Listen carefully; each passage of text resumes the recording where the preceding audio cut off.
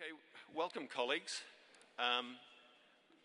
This wrap-up session we conceived when we were planning the conference to provide an end to the conference activities with a high and a summary for those that couldn't attend all the sessions and the various abstract presentations to get the highlights from what had been communicated over the previous days. Some of you will be familiar with these sessions. The idea is that the chairs of the relevant sections or sessions will present one slide. We've allowed a time of 2 minutes in rapid succession. And what will happen is our speakers will come up to the podium, introduce themselves, talk to their single slide, and for the speakers, exit stage right. That will stop people bumping into each other on the way down. So this is an innovation for this year. We're hoping it becomes a regular feature for future conferences. And we hope as attendees, you'll see the benefit of receiving the highlights as the last thing you hear from the conference, as well as a look forward to 2016. So our first speaker is Chris Rylander, and he'll be talking about basic science and translational science. Chris. Relevant, we started on a high note with giving Duco Jansen, awarding him the Caroline and William Mark Memorial Award for achievement in photonics, biophotonics. And his title was Lessons from 25 Years of Laser Tissue Interaction Studies, A Tale of Photons, Bubbles, and Neurons. And as you can tell from the very interesting title, it was also a very interesting presentation. It had to deal with neural activation and suppression of neural signals in tissue with biochemical as well as thermal effects using lasers on individual neurons and in animal models, live animals in vivo. That was a high note presentation. Unfortunately, Martin Richardson had to leave at the last minute, so I'll skip that one. The other another interesting talk this morning was given by Thomas Milner at the University of Texas at Austin. His topic was surgery using short pulsed lasers beyond photothermolysis, where he was talking about the next generation of ultra-precise surgery using lasers and combining imaging systems, different imaging modalities together with precise short-pulsed laser surgery. So another high note. And then we had a presentation yesterday by Yasmin Demastani, say it right, on evaluating the bacterial effect of lasers using imaging of bioluminescent Staphylococcus under transparent nanocrystalline Yttria stabilizer zirconia cranial implants. And again, a very interesting title to a very interesting presentation, a novel method to create a window into the brain to see the brain more easily. And I think that'll be very interesting work moving forward with the brain initiative going on. We concluded the session with speckle imaging and sensing today, which was also a highly interesting session to also end on a high note. So thank you. Thank you.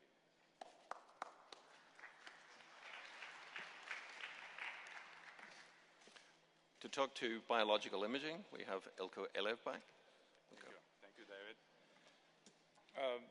I chaired a session this morning on biological imaging, bioimaging. We have had a broad spectrum of excellent advanced talks on different modalities. I summarized these modalities in several groups just to give you idea for the areas that these presentations covered. The first was actually on a high-resolution single-cell imaging using combined confocal microscopy and fluorescence polarization techniques at the cellular level to distinguish quantitatively the brain cancer cells versus non-cancer cells. Excellent presentations from Yaroslavsky's group. The other group of presentations, also very important, actually for the perspective of ASLMS is for real-time clinical imaging and monitoring. We have had several excellent talks here. For example, real-time clinical perfusion imaging and measurements using laser speckle techniques or confocal microscopy for skin lesions imaging or real-time analysis of metabolic activities. The other topic of interest is multimodality imaging approaches, also very attractive approach when a single approach is not enough to get information for the targeted tissue. You have to combine different types of approaches, and this is an excellent example of how we can combine completely different modalities, terahertz imaging and polarization imaging for skin cancer. The terahertz imaging has specific advantages, penetration depth. The optical polarization imaging has advantages in terms of sensitivity. And the last is new technologies. This is about combining Raman and autofluorescence spectroscopy. Thank you.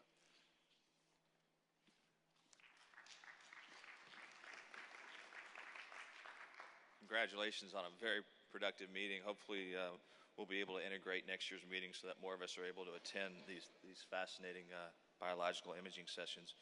Dr. Kaufman will present next on today's workshop where they discuss combining neuromodulators with lasers, light, and other energy devices.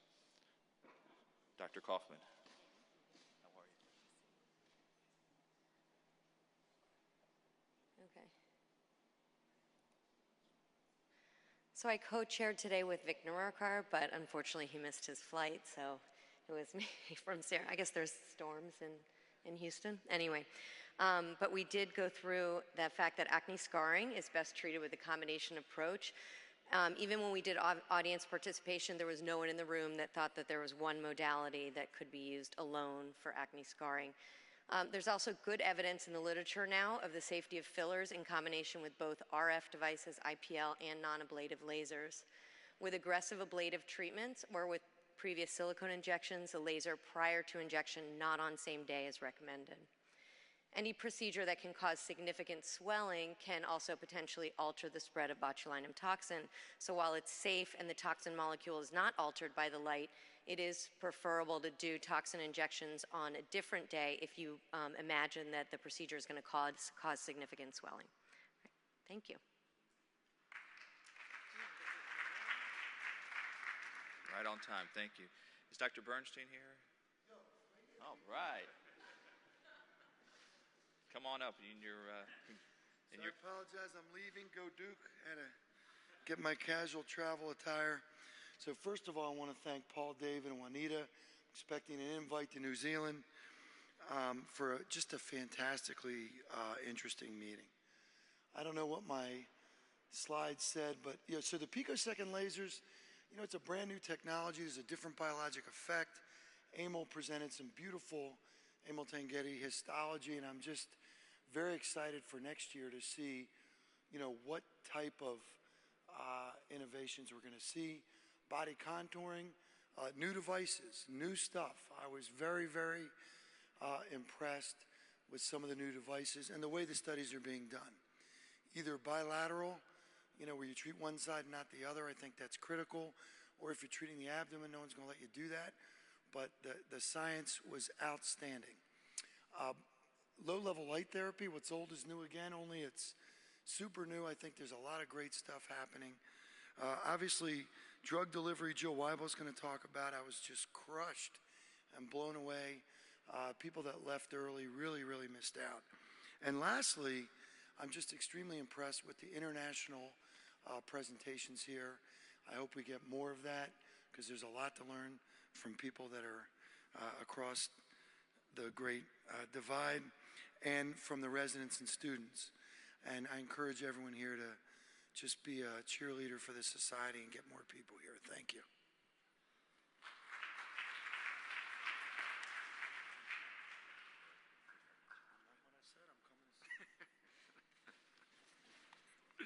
Thanks for that, Eric. And an invitation to New Zealand is forthcoming, don't worry. One of the new sessions for this particular year was dedicated to dentistry, and Praveen Arani is going to speak to this slide. I'd like to also thank Juanita, Paul, and Dave for renewing the dental track. We had a great session where we tried to cover all the novel and well-established procedures in dentistry, including surgical applications for hard tissue, bone and teeth ablation and removal, as well as soft tissue. A big emphasis now in dentistry is the use of non-surgical applications of biophotonic devices. There's a separate session on biological imaging that we also have a lot of interest in. And the low-level field has boomed in the recent years with lots of new scientific evidences. We had a very exciting session on that, especially having the clinicians present their clinical cases and the basic researchers presenting the scientific evidences. One thing that we'd like to improve and enhance in the following sessions and the coming up years would be an emphasis on more workshops where standardized scientific evidences and clinical protocols can be presented, as well as include other national and international organizations that have a growing interest in the applications of lasers in dentistry. Thank you.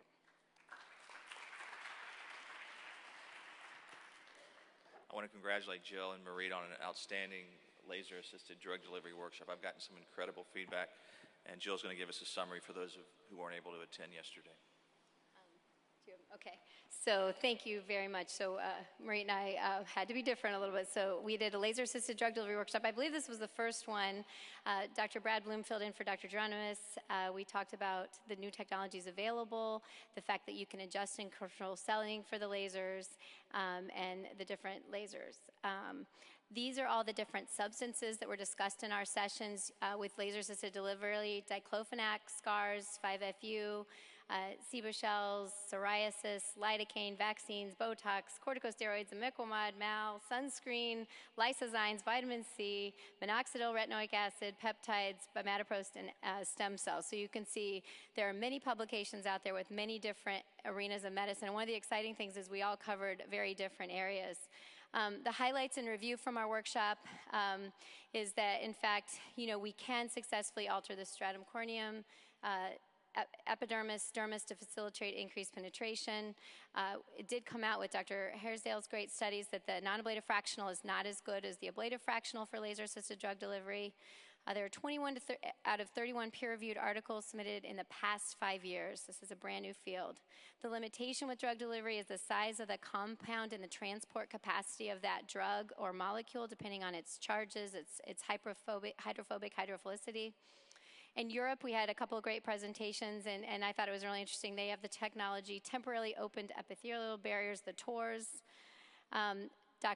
Mr. Richard Felton got up at the end of the session, and although he's very supportive, he said the agency is going to want to see some data really soon. So he said sooner or later we're going to have to go to the FDA to discuss the altered use of these drugs. They were not ever intended to be put down laser channels, and so I think that'll be the next frontier as we're seeing that things are working. You've heard over and over again, we should be very careful with systemic absorption, potential toxicities, and superinfections, and burgeoning new specialty. It's a field in motion, exciting, so thank you.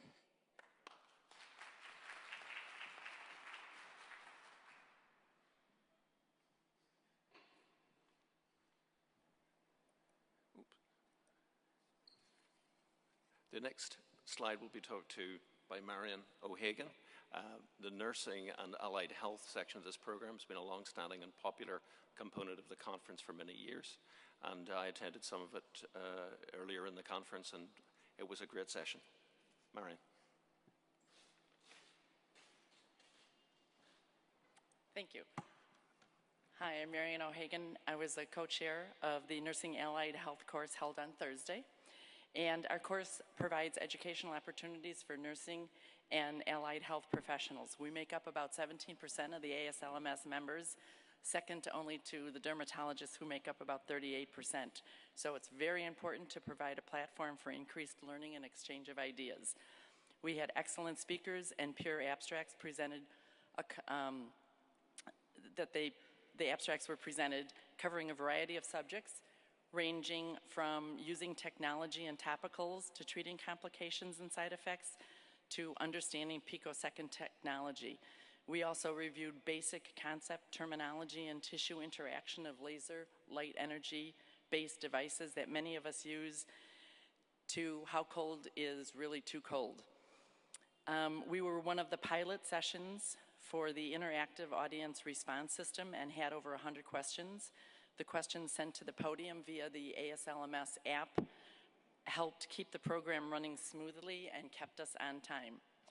We passed out, this was something new, we passed out glow bracelets, which we felt was a fun way to get the conversation going about the International Year of Light. In 2013, the UN proclaimed 2015 as the Year of the Light and light-based technology. This global initiative set out to educate the world on the importance of light. Light impacts science, health, the environment, how we communicate, as well as our economy. We concluded the course with group discussion and sharing of our experiences with all the different technologies we use in our various jobs. Thank you, and happy Year of Light. Great job. Our next speaker, Dr. Krokowski, helped to initiate the idea of a new pediatric laser-focused workshop, and along with Kristen Kelly and Iris Rubin, it was also a very, very successful new initiative for this year's meeting. Thank you very much. Yes, thank you very much for allowing us to put this back on. Apparently we did it a couple years ago, and then there was a break, and now it's of interest again, so thank you. And I do thank my co-directors, Dr. Kristen Kelly and Dr. Iris Rubin. It was wonderful seeing and hearing what my colleagues are doing in the world of pediatric dermatology. First, procedurally, we took a look at just the objective question: can kids feel pain, and do they remember it, and at what age do they first notice? So through circumcision studies, where some groups received anesthetic, some didn't, we saw objectively pain scores shoot up during the middle of the procedure in the kids that don't get anesthesia. That same group was followed as a cohort, and when they went to get their vaccinations, there was some hyper pain responses that were noted, suggesting that they actually do remember these kinds of things. We talked about different methods, including the buzzies and burritoing children so they can get them through procedures comfortably, but when general anesthesia was warranted and necessary, it's a tool to be used. We heard from a wonderful pediatric anesthesiologist and the director of the clinical PICU at the Mayo Clinic about the fact that there is, through animal studies and human studies, there is an association of potential neurotoxicity in general anesthesia. There's no way around that. The science isn't great, but the risk is there. And while we couldn't answer the question everybody wanted, was how much is too much? We couldn't come up with that, but we did get the official statement that the FDA is suggesting that we as laser surgeons do have that discussion with the family, as well as the risks of not doing the procedure, but that's what's asked of us now, so you guys need to know that. We also saw port wine stains. Obviously, we've been using lasers for decades for that, but now in combination with systemic rapamycin and topical rapamycin, hemangiomas, there's still a role for laser. Propranolol is the gold standard, but for an ulcerated hemangioma or one that's causing functional deformity, early laser could be useful. Within the world of vascular lesions, also a case report of use of topical timolol to treat angiofibromas after ablative fractional resurfacing was pretty interesting. Pigmented lesions. Through a conversation that I took back personally from Dr. Margoob out of New York, we learned that the risk of malignant transformation when you lase a mole is probably low and probably not real. We did discuss the ethics and psychosocial effects and potential of not treating some of these giant melanocytic nevi, especially when they're on the face. And we heard from Dr. Margoob that his official party line is that we should not be lasering moles because we risk the risk is that we will change the surface of them and not be able, as clinicians, to detect a transformation change. So that was an interesting alert that I think a lot of people were surprised to hear. Scars and wounds, the technique is similar to what we do in adults, but the mindset is a little different going in there and working on children. We saw a lot of people in the audience wanted to get involved treating scars in kids, but they just, there was an impetus and they needed to hear that other people were doing it, so let's give it a shot. So anyway, thank you very much for the opportunity to come back and do this, and I hope we can do it again next year. Thanks, guys. Dr. Macrina Alexiadis will now present on the PDT session. Dr. Alexiadis. Thank you. So good to be here. Want to also thank Ron Ellison and Merrill Beal and Marette Harrodsdale, who co-chaired the sessions with me. The highlights were, well, I presented my randomized controlled, paired design trial comparing antecedent fractional carbon dioxide resurfacing for ALA PDT of actinic keratosis, and presented that the efficacy of clearance increased from 74% to 88% with fractional CO2 at a 15-minute incubation, and from 82% to 94% at a 30-minute ALA incubation. Dr. Maiden presented a painless protocol for photodynamic therapy, which involved a 15-minute ALA incubation with a prolonged 60-minute blue light illumination. Again, this raises new questions because the photosensitizer is quenched as it's activated, suggesting that a targeted selectivity is not the mechanism, but rather an immune presentation mechanism. Daylight PDT showed comparable efficacy, as shown by Dr. Hydesdale, and generated a very lively debate here as far as in the United States reimbursement for daylight PDT. Wearable illumination was presented by Dr. Morden. Here he integrated optical fibers into flexible garments for the treatment of scalp and intraperitoneal disease. Oral cavity and head and neck cancers were presented by Dr. Merrill Beal. Here, the recurrent head and neck cancers were found to have a 60% disease-free 3-year survival with PDT and surgery, as opposed to 0% survival to 10 months with surgery alone. Extremely impactful evidence. Barrett's esophagus, PDT yielded a 92% complete remission by Dr. Wolfson, as opposed to a 75% remission rate with resection at 24 months. Mesothelioma, very deadly cancer, PDT yielded a 41-month median survival as compared to only a 20-month median survival with surgery and chemo. 103 active PDT trials are in the clinical trials database, 10 of which are NCI funded. The data and science is quite impactful, and we partnered with industry to bring more to market. Thank you.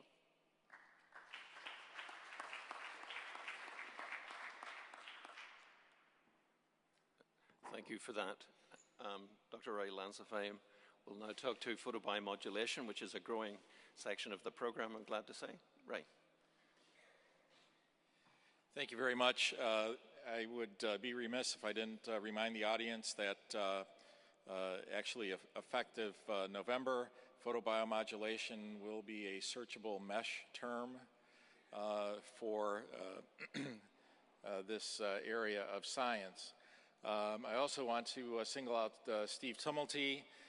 There are several of our names on there as directors and co-directors. That's the good news. The bad news was that poor Steve was the guy mostly holding the sessions because the rest of us were attending to other society matters, which was also bad news because we didn't actually hear a lot of the papers and discussions. But I've highlighted a few of these. Cellular effects. There was an interesting paper on stem cells and scaffold on cartilage defect.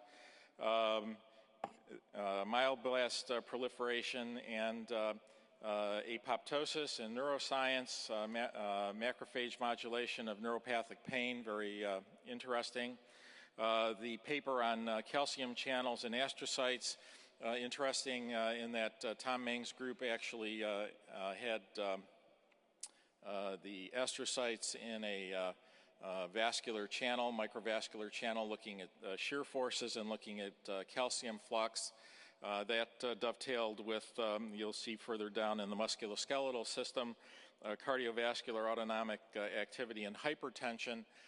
So two potential mechanisms to explain some of the observations of change in blood pressure with photoradiation. There were a number of clinical papers also presented, including some photopreventive strategy relative to melasma, likely based on the anti-inflammatory effects.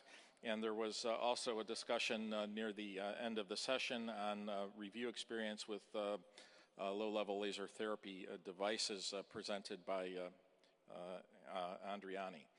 So I thank the contributors. It is a growing field, and it's very heartening to see that it's also spilling over into the other sessions. Thank you very much. Great job. I'm going to call Dr. Rossi to the podium now to discuss the Resident and Fellow Symposium, which is really critical and imperative in terms of the future of our society. Thank you. So the Resident and Fellow section was a great success, and I have to thank Bradley Bloom, Barunda Balaraman, Elizabeth Geddes, and Jeremy Green for being co-chairs and running a successful session. So we had, as of yesterday, about 197 residents who were registered, residents, fellows, and medical students.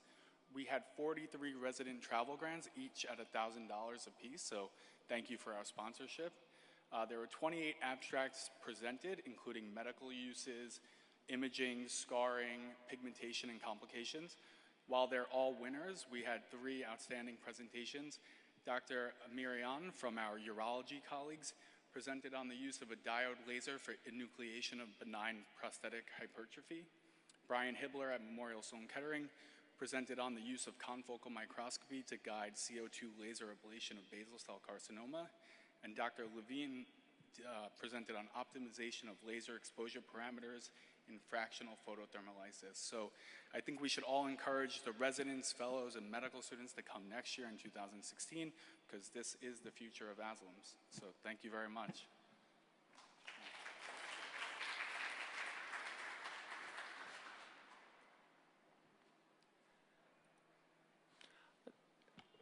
I'd like to thank all of our speakers, chairs who came along this morning to share the highlights from their sessions. I hope that's given you an idea of what was hot topic, what was new, what was exciting during the presentations in those various sections. Before we conclude for today, I thought it would be useful to provide an opportunity to hear a little bit about the plans for next year. Jeremy.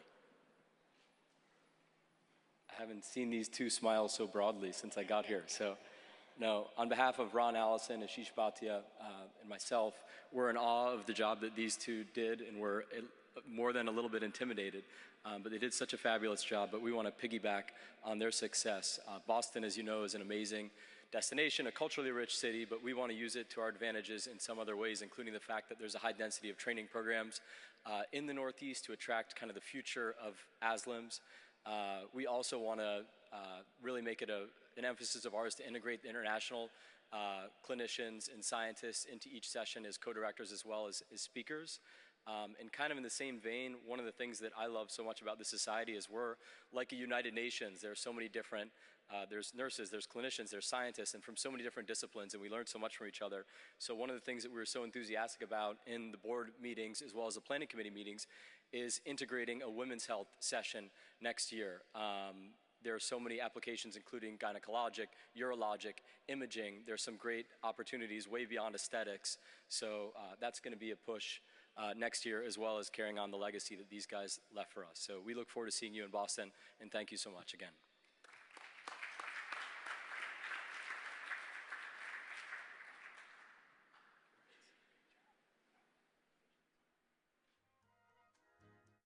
So colleagues, that concludes our program. I'd like to thank you all for attending this year's meeting.